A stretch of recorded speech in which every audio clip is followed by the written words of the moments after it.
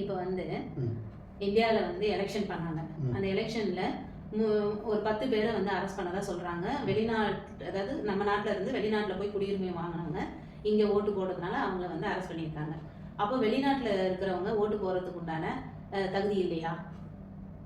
Super question. வெளிநாடு வாழ் இந்தியர்கள் என்ஆர்ஐ அப்படின்னு சொல்லுவாங்க. என்ஆர்ஐ வந்து வெளிநாட்டில் அவங்க பர்மனன்ட் ரெசிடென்சி வாங்கிட்டாங்கன்னா, நிரந்தர குடியுரிமை வாங்கிட்டாங்கன்னா இந்தியாவில் வந்து ஓட்டு போட முடியாது. இந்தியா சட்ட பிரகாரம் டூயல் குடியுரிமை கிடையாது. 2 குடியுரிமை வச்சுக்க முடியாது. ஒரு கண்ட்ரியில் குடியுரிமை வாங்கிட்ட உடனே உன்னுடைய பாஸ்போர்ட்டை சரண்டர் பண்ணி ஆகணும். பாஸ்போர்ட் சரண்டர் பண்ணணும்னா சரண்டர் பண்ணணும். ஸோ நீங்கள் வந்து ஒரு இடத்துல குடியுரிமை வாங்கிட்டீங்கன்னா ஒரு கண்ட்ரியில், நீ அங்கேருந்து இங்கே வந்து ஓட்டு போகிறது வந்து சட்டப்படி தப்பு.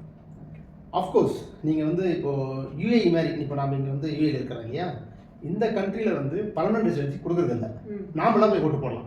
ஆமாம், 2 வருஷத்துக்கு மட்டும்தானே நமக்கு ரெசிடென்சி விசா கொடுக்குறாங்க. ஆமாம், 2 வருஷம் கொடுப்பாங்க. சம்டைம் கோல்டன் விசாலாம் வந்து 10 இயர்ஸ் கொடுக்குறாங்க. நாம் போய் ஓட்டு போடலாம். சில கண்ட்ரி லைக் யூகே, யூஎஸ்ஏ, இந்த மாதிரி கண்ட்ரியில் பர்மனன்ட் ரெசிடென்சி கொடுக்குறாங்க, க்ரீன் கார்டு கொடுக்குறாங்க, பர்மனன்ட் ரெசிடென்சி கொடுக்குறாங்க. அவங்களாம் வந்து இங்கே வந்து மறுபடியும் ஓட்டு போகிறதுக்கு வாய்ப்பு இல்லை. இந்த கேசஸ்லாம் அப்படி தான் போய் மாட்டிக்கிட்டாங்க.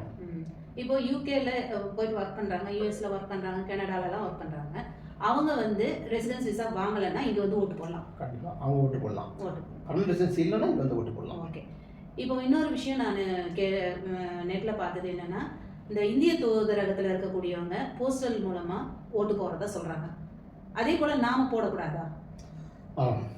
சரி, உனக்கு ஒரு விஷயம் புரியுது. உனக்கு வந்து இந்தியாவில் போய் ஓட்டு போட முடியலன்ற ஒரு ஆதங்கம் இருக்குது. கண்டிப்பாக. ஓகே.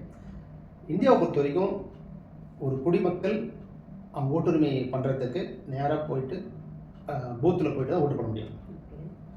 இந்த மாதிரி ஆன்லைன் ஓட்டோ இல்லை போஸ்டல் ஓட்டோ அந்த ஆப்ஷன் வந்து என்ஆர்ஐ கிடையாது.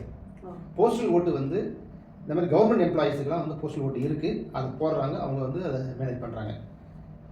என்ஆர்ஐக்கு ஏன் இல்லை அப்படின்னா, என்ஆர்ஐக்கு அந்த ஆப்ஷன் இது வரைக்கும் கொடுக்கல. ஏன்னா என்ஆர்ஐ வந்து ஒரு நம்ம இந்தியாவை பொறுத்த வரைக்கும் பிக் பாப்புலேஷன் வந்து வெளியும் இருக்காங்க. ஆல்மோஸ்ட் 3 crores people வெளியே இருக்காங்க. 3 crores people வந்து அவங்களுக்கு வந்து போஸ்டல் மூலமாக மேனேஜ் பண்ணுறது ரியலி டஃப் டாஸ்க்கு. அதனால் அதை நம்ம இன்னும் அலோவ் பண்ணல.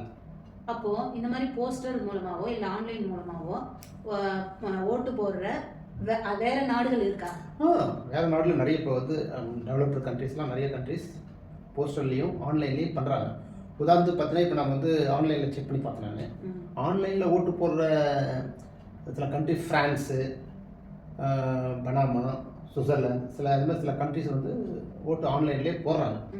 ஆனால் வித் எல்லா கண்ட்ரோலும் அதில் இன்ஷூர் பண்ணுறாங்க. அதில் அப்போ போஸ்டலில் போடுறவங்களும் இருப்பாங்க. போஸ்டல் போடுறது ஈவன் நல்ல developed country, USA, Canada, German, UK, Switzerland, Australia, New Zealand, அந்த நிறைய கண்ட்ரி வந்து போஸ்டல்லையும் ஓட்டு போடுறாங்க. போஸ்டலில் ஓட்டு போட்டு அந்த ஓட்டை கவுண்ட் பண்ணிக்கிறாங்க, அக்செப்ட் பண்ணிக்கிறாங்க. பட் இந்தியாவில் இன்னும் அந்த சிஸ்டம் கொண்டு வரல. ஒன்று வந்து ஆன்லைன் ஓட்டு அப்படின்னு நம்ம எடுத்தோம்னா, ஆன்லைன் மூலமாக பண்ணணும்னா நிறைய சேலஞ்சஸ் இருக்குது. என்ன மாதிரி சேலஞ்சஸ் அப்படின்னு ஃபஸ்ட் பார்த்தோம்னா, அதெல்லாம் வந்து சைபர் செக்யூரிட்டி.